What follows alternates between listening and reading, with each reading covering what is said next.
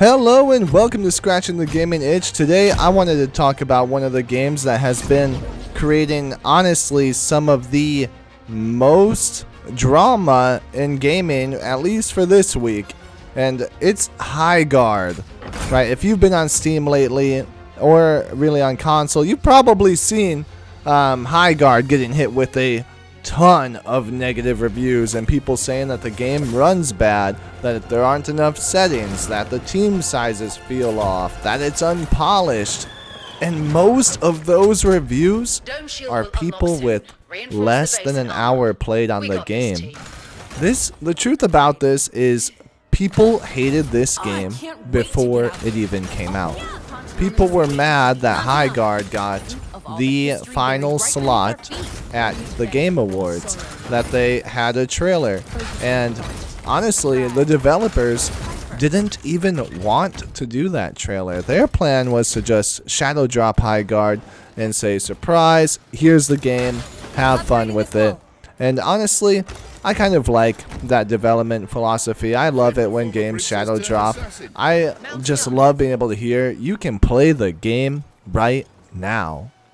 And Highguard might have been better off in that regard if that is what had happened, because this game came under a lot of scrutiny by players that honestly didn't even play their game. They just got on the bandwagon to say, whoa, the game is bad, the game is terrible.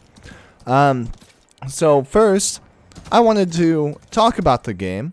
Then, I wanted to talk about kind of the main things that the people with the bad reviews were talking about. And then, I want to talk about what the devs have been doing, because honestly, the devs have been doing a great job, so I'm excited to talk about exactly what they've been doing. So, first, Highguard actually is a tactical, objective-based kind of arena shooter, but there's a lot to it. The original mode is kind of small teams with some decent respawns with hero-style abilities, and there's a lot to the map. So you start out with a gear up stage where you go around, you loot as much as you can to be ready for fights. And the gear is kind of locked each round to its own rarity, basically. Like in the first round you can get blues, second round you can get purples, third round you can get golds, and that's kind of where it peaks. And the golds kind of have their own perks, so they change up the guns a little bit.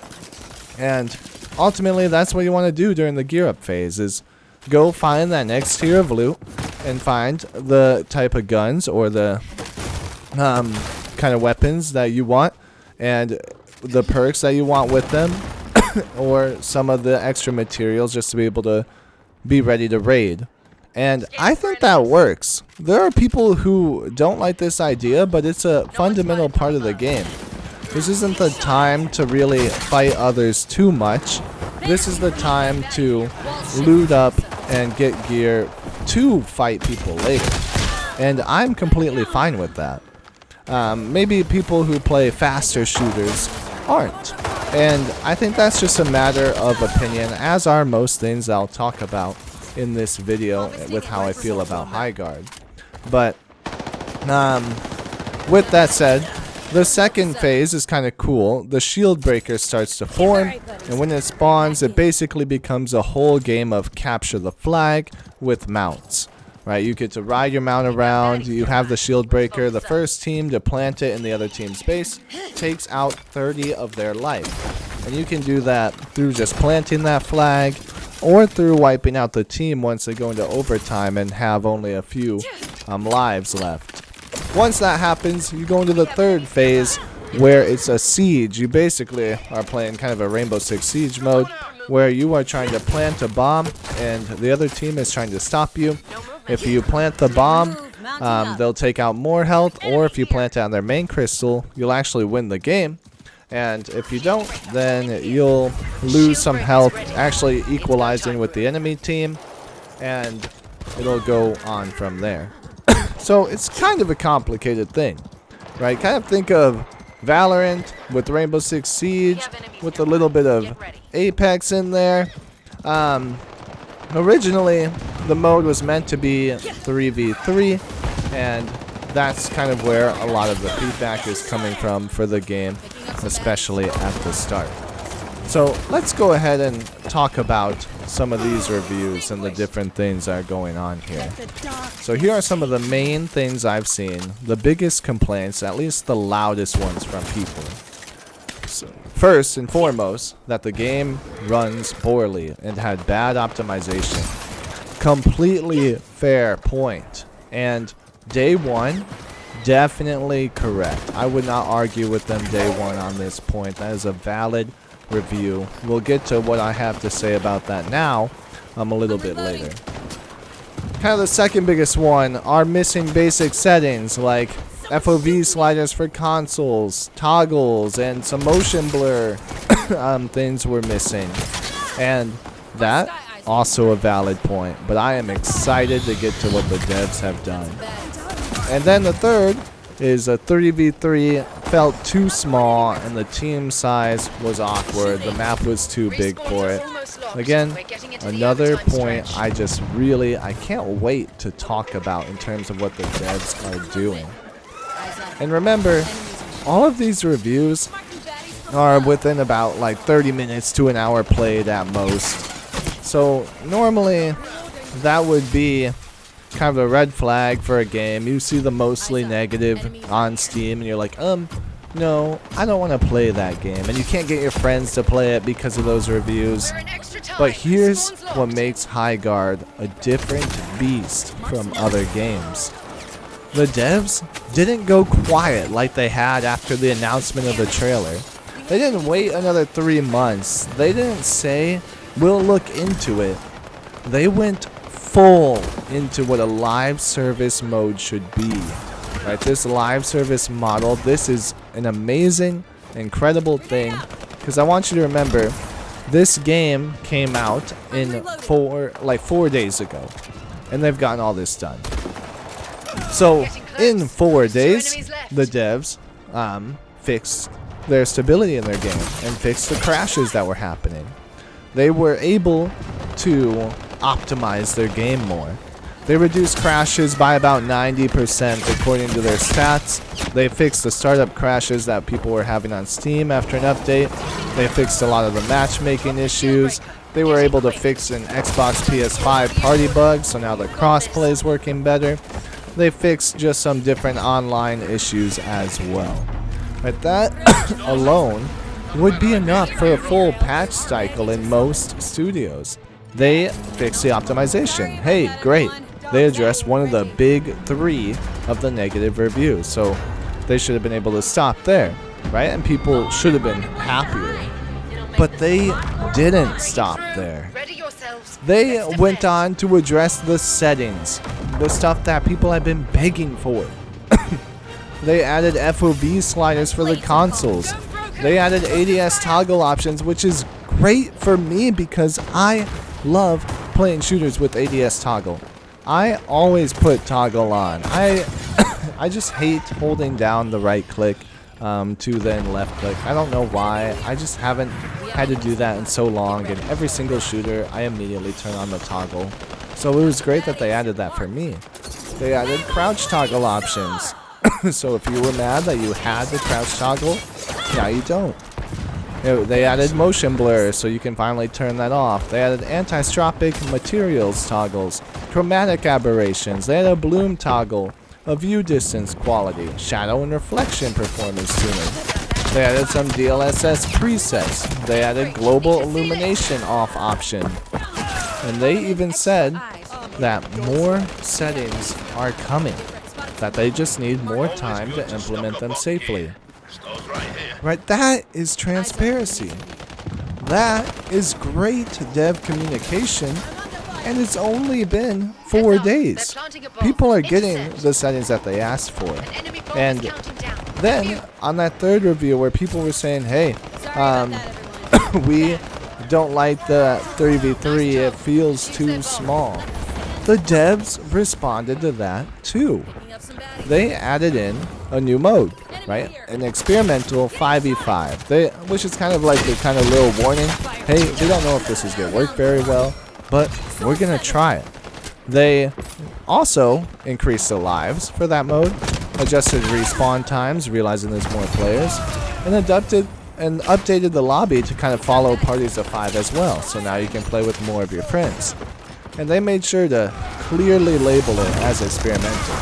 So basically, they're testing what the community wants in real time together with the community, which is totally fine. This is a free-to-play game. Of course we can test it. I mean, I know a whole bunch of people said this should have released in beta, but it's a live service game that we are testing together with the developers, and they are acting quickly for community feedback. And that should be a golden star for them, a huge green flag. And then on top of that as well, they even added some new content with the brand new base, the Soul Well. It's kind of this dark, creepy relic map with the whole lore setup thing, and most games don't really add these new maps or ideas until months after launch. And Highguard did it in the period of 4 days. This is all a lot of work. Right, so now, here's my problem with all of these huge just review bombs, and review bombs that happened on day 1 where people have an issue with the game.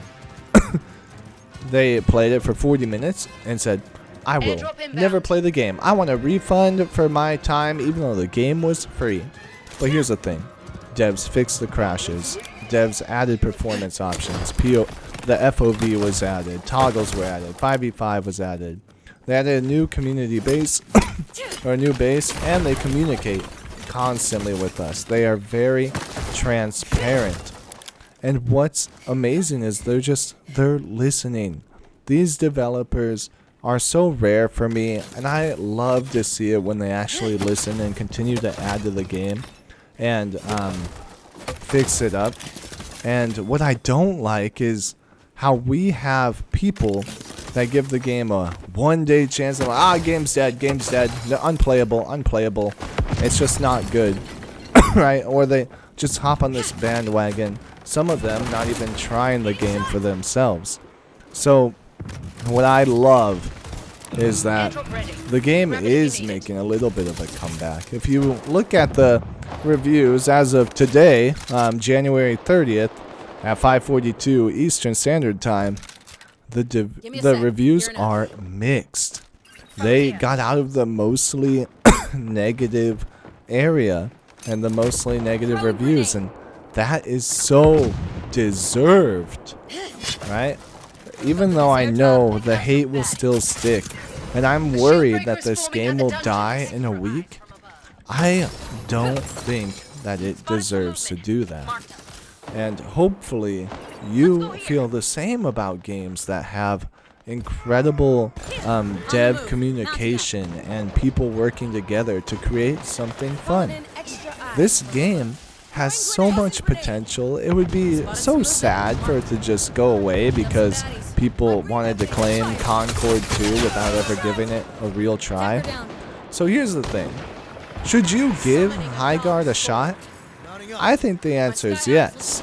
If you like arena shooters, if you like tactical objective modes, if you like kind of small team coordination or games that evolve really fast and are constantly changing and adapting and listening to the community, then play Highguard. Not because it's the perfect game, but because it's improving really fast. It's only been 4 days. This is not one of those dead on arrival games that were given up on by the developers.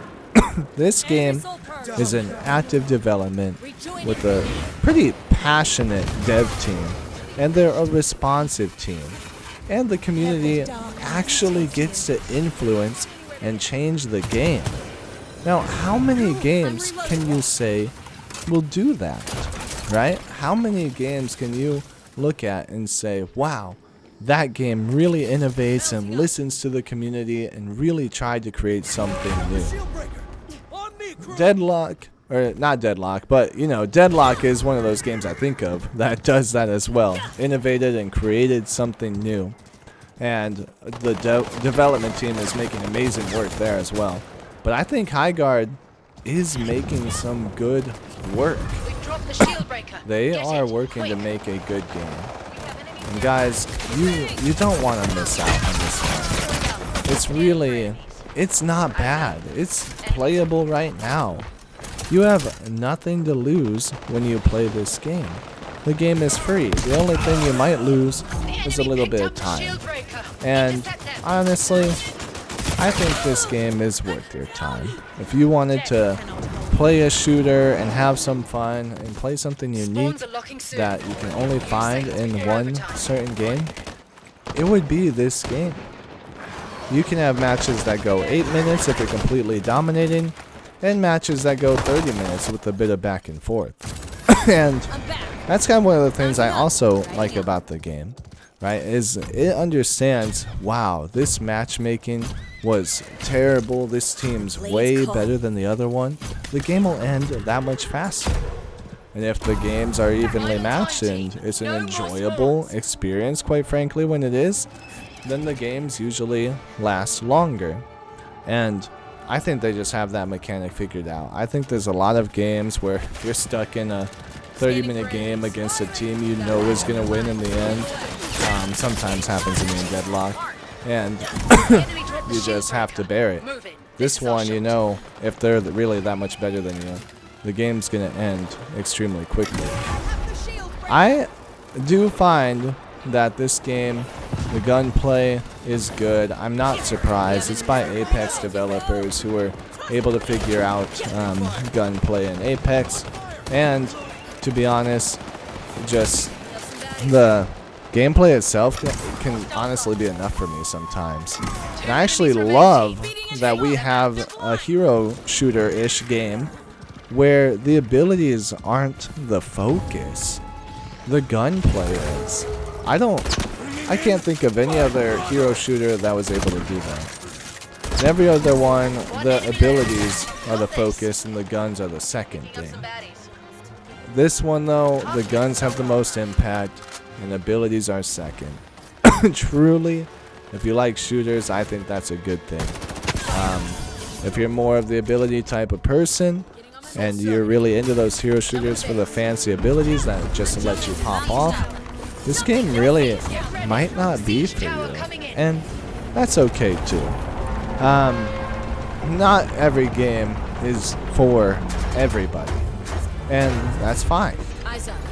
But Highguard is not a broken mess like the reviews make it sound. It's this kind of new shooter where the devs are doing exactly what the players ask, and they're doing it quickly. If you tried Highguard for 30 minutes and abandoned it because you want to get on the bandwagon, or you just weren't really feeling it at the time, you should go back to it and try again. I think you might change your mind about it if you give it a chance and play a little bit more. And if you don't, that's okay. And really, it's all about the games we get to play, so hopefully whatever games you're playing are the games you enjoy playing. They're having fun with them. Whether that's shooters, RPGs, or whatever, that you get to have fun and play a unique game and have a good experience. Alright, and here is that last phase, the siege phase. I got sniped twice and destroyed by that guy earlier. It's kind of embarrassing, but hey, I wanted to just get this video out, show you the game as it is. I was just not on it with the Ranger in this game, but I still had a fun time, even this game where I'm kind of getting rolled a little bit and not helping my team too much. You'll even see that this person's ulting. I'm gonna run up on them for some reason and get killed by them, and I still have a pretty good time. So far, I don't think anyone's really figured out a real meta to the game, at least not that I know of, so that also makes it an enjoyable experience too. I actually love games before metas are figured out. Like Fortnite early on, when it had the building and stuff, I thought, wow, this is so cool and so unique. And then people figured out like how to really build, and it got super intense, and skyscrapers being built in seconds, and I actually didn't like the game anymore and stopped playing it at that point. It's been a long time since I played Fortnite. They're all games early on with no meta, kind of really enjoy them and have a lot of fun with them. And so this game's been not really different in that regard, which has been nice. So hopefully if you want to try out the game, right, it doesn't hurt too much. I think you would have some fun. I think there's something here.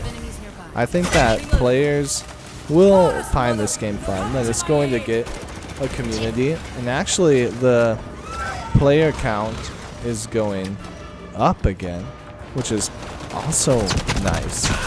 Right, this game is actually just one of those things where hopefully we get to see it go back up to 40k or so. I don't think it'll ever go back up to 100k unless the developers really cook something well, and we'll see if that happens. And maybe it will. Maybe the developers will even surprise me. Hopefully, I'll see you around out there, whether it's in Splitgate or Highguard or Halo or any of the other games out there when we have some time to play, that we'll see each other, have a good time, play a couple matches with or against each other, and just get to experience gaming together. I love the escape that you get to have when you're playing a game. There's nothing quite like it, right? Just being involved in a game and in the community and having a good time, being able to forget about any real life problems for a second and just be on an even footing with other people, unless of course cheating. Just a good time. Here at the end, I do start playing better. It's about time, right? The whole video kind of missed a lot of shots. Maybe one day they're gonna add crosshair settings, or maybe I overlooked them. I'll have to check, because since there's so many changes. And actually I do know that they'll put crosshair settings in, because they're doing all of this stuff so fast for the community. It's really impressive. So make sure that you give Highguard a fair chance if it's the type of game you want to play. And I'll catch you in the next video. Hope you have a wonderful day and that you have a great evening, morning, afternoon, whatever time it is for you. And I'll catch you in the next one. Peace.